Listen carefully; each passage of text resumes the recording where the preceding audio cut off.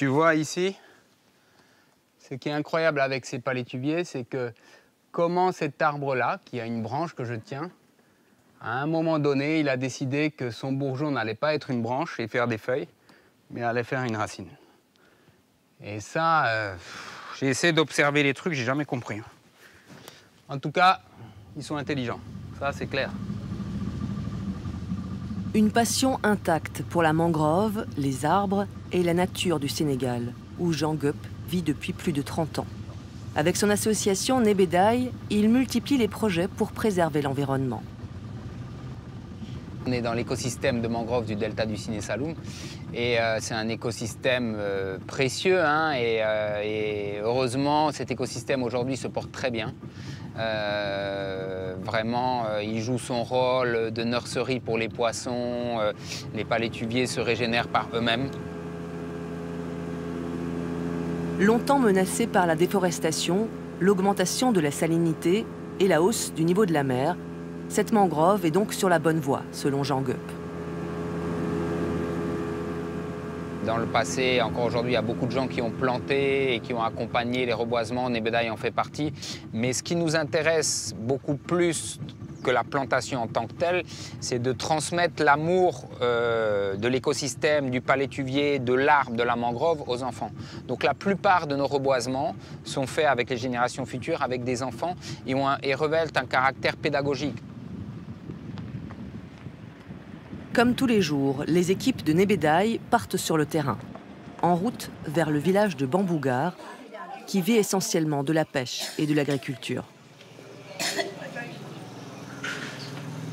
Un groupe d'enfants va participer à l'opération de reboisement, comme environ 15 000 petits Sénégalais cette année. La zone à reboiser n'est qu'à quelques dizaines de mètres du village. 10-10, hein? Paquet de 10. Alors maintenant, toi, tu vas nous faire des paquets de 100.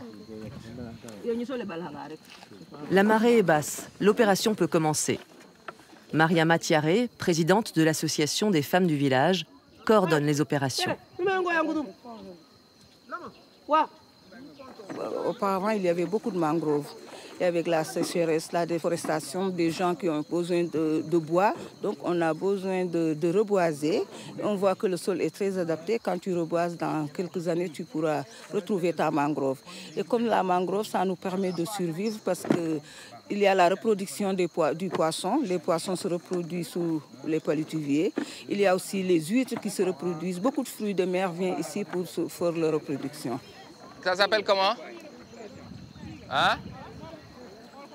Dis-moi,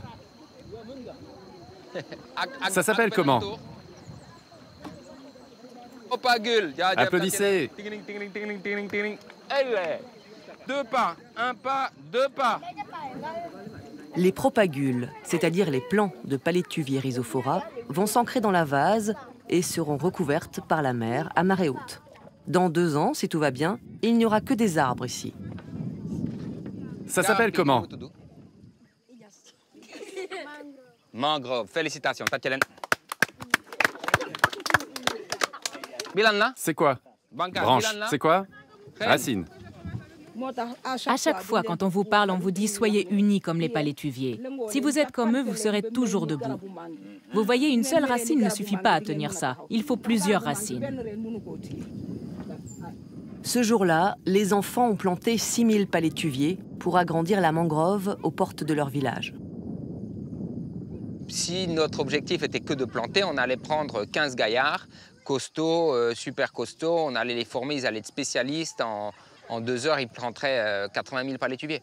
Mais c'est pas ça l'idée. L'idée derrière, c'est vraiment montrer qu'un enfant peut le faire, qu'il aime ça, qu'il touche la mangrove, qu'il touche les palétuviers. Et surtout aussi, ils font pas que la mangrove, ils font aussi les arbres continentaux. Et là, il y a un vrai besoin. Comme ici, à l'entrée de la ville de Toubacouta, au bord de la route. Nebedaye a sollicité l'association sportive et culturelle d'un village voisin pour planter 50 Kaïl Cédra, appelé aussi acajou du Sénégal. Abdoul Diaye est à la manœuvre. Chaque année, on va en planter jusqu'à ce qu'on en ait assez. Parce que dans la forêt, il n'y a plus de grands arbres. S'il est entretenu, protégé des animaux errants, arrosé en saison sèche, il pourra dépasser 35 mètres de hauteur et 2 mètres de diamètre dans une dizaine d'années. Une aubaine pour les trafiquants de bois. Là où on en est, ils ne pourront pas parce que c'est sur la route. Quand tu veux couper l'arbre, tout le monde est là, tout le monde te voit. Donc si on le fait ici, on ne pourra pas les toucher. Donc les caïsadras qui sont à l'intérieur de la forêt sont très menacés. Menacés par l'homme pour les transformer en pirogues, en meubles, en djembé ou simplement en bois de chauffe. Selon le chiffre officiel, le Sénégal perd 40 000 hectares de forêt chaque année. Tout ce que je fais ici, le fait de planter, c'est une fierté pour moi. Parce que dès que tu plantes un seul arbre, tu fais vivre ta communauté. On ne peut aimer et protéger que ce que l'on connaît. C'est la philosophie de ces actions réalisées tout au long de l'année. Dans le village de Ngoendo Fongor, les arbres qui bordent la route ont fière allure. Mais les forêts alentours ont perdu de leur superbe.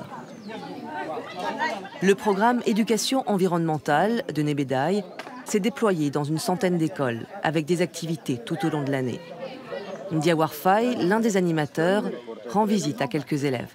Cyprien, ça va? Vous allez bien? Et les vacances, ça se passe bien? Et les arbres? Vous les entendez bien? C'est sûr? Ils sont toujours en vie? La population évolue. Il fut des temps où on était presque moins de 10 millions d'habitants. Aujourd'hui, on est 17 millions d'habitants. Donc, il y aura toujours des besoins. Donc, vraiment, on doit planter des arbres. On en a besoin. Les enfants ont planté dans leur école, mais aussi chez eux. Édouard, 12 ans, a même donné des petits noms à son papayer et à son moringa. Celui-là, il s'appelle Biram. Biram Faye. Et celui-là s'appelle Moussa. Pourquoi tu as choisi ces noms? Parce qu'ils sont mes amis. Oui, c'est mes amis. Ah, c'est ça vos arbres? Ah bon, ils sont bien grandis, hein? Ça, c'est quelle plante? C'est le Nebédaye. Le Nebédaye. Ok, très bien. Et l'autre? Le papaye. Le papaye. Donc toi, tu avais le Nebédaye et le papaye. Oui. Chaque élève, en plus de ces arbres, ils ont des carnets. Par exemple, ici, c'est écrit fiche d'identité du parent des arbres. Vraiment, ils ont bien entretenu les arbres. Parce que si on voit ça, ils l'ont planté au mois de mars. C'est le moringa, ils l'ont planté au mois de mars. Et les autres arbres, ils l'ont planté au mois de juin. Maintenant, avant ça, on a commencé un travail à l'école. Parce qu'on a montré à l'école les enfants comment faire le compost et quels éléments utiliser pour faire le compost. Le reboisement, une affaire d'enfants, mais aussi de femmes. Dans le village de Keursambel, Nebédaye a créé une parcelle d'1,5 hectare en agroforesterie pour une coopérative de 21 femmes. Il y a 6 ans, il n'y avait rien. Elles ont planté des milliers d'arbres, des brise-vents, des arbres fruitiers et des arbres fertilitaires qui enrichissent la terre et évitent l'emploi d'engrais chimiques. Et au sol, des légumes de toutes sortes. Les femmes qui sont ici, elles varient leurs revenus parce qu'elles ont à la fois des revenus et de la nourriture avec les légumes, mais elles ont aussi des revenus et de la nourriture avec le moringa, avec les arbres fruitiers qui sont là-dedans, avec les arbres fourragers qui permettent de vendre ou de donner à manger à leurs propres animaux qu'ils ont à la maison. Donc l'idée, c'est d'avoir, c'est pour ça qu'on appelle ça un système agroforestier, c'est parce que ce n'est pas que du maraîchage. C'est vraiment une somme de choses qui va permettre de sécuriser d'un point de vue alimentaire et d'un point de vue financier les dames du village. Avec une pompe et un puits, cette parcelle s'est transformée en une oasis qui fournit notamment 11 tonnes de légumes chaque année. Une partie des récoltes et des revenus est partagée. On cultive des pommes de terre et beaucoup d'autres choses. Quand tu veux cuisiner, tu viens, tu cueilles des tomates et tout ce que tu veux et tu prépares. Tu n'as plus besoin d'aller au marché pour acheter tout ça. Parce que tu cueilles pour manger, tu peux aussi vendre et subvenir à tes besoins, aider tes enfants et ton mari. Et puis il y a ces feuilles, celles du moringa, récoltées plusieurs fois par semaine. Le moringa oleifera qui est là, qu'on appelle Nebédaye, c'est le nom de notre organisation, c'est un arbre de vie. On l'appelle, les Anglais, quand ils parlaient de lui, ils l'appelaient Never Die. C'est un arbre qui ne meurt jamais. Alors il ne meurt jamais pour deux choses. Parce qu'il est très résistant à la sécheresse et parce que, en fait, si tu le manges, tu as quasiment tout ce dont l'humain a besoin pour survivre. Dans ces feuilles, on trouve des vitamines, du calcium, du fer, des antioxydants, des protéines. La liste est longue. La récolte du jour part directement vers le site de transformation, au siège de l'association à Toubacouta. 8 femmes y sont employées pour trier, laver, sécher, broyer et transformer les feuilles de moringa. Plus de 800 femmes de la région produisent pour cette coopérative. Feuilles, fruits, graines, tout vient des arbres. Adji Ning en est la responsable. Ça, c'est des chips de moringa. C'est fait à base de la moringa, des feuilles de moringa. Donc, c'est pour aussi permettre à nos clients d'avoir différents produits sur le moringa.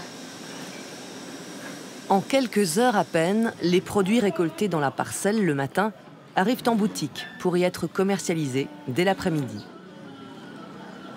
Ça, c'est le moringa. On a le gamme moringa. Il y a la poudre de moringa, il y a les feuilles, aussi les graines. Les bonbons de moringa aussi. Il y a la gamme bouille. Tout ce qui concerne le bouille, il y a la poudre, les bonbons. Il y a aussi des confitures qui sont là et du miel aussi. Ça, c'est le charbon de paille qui est fait à base d'argile et de paille. Donc, ce n'est pas du bois. On peut bel et bien cuisiner sans pour autant couper la forêt. Voilà. Donc, ça sauve la forêt. Planter des arbres pour créer un Sénégal plus vert et plus prospère, c'est l'objectif de toutes ces initiatives. En s'appuyant sur les femmes et en pariant sur la nouvelle génération.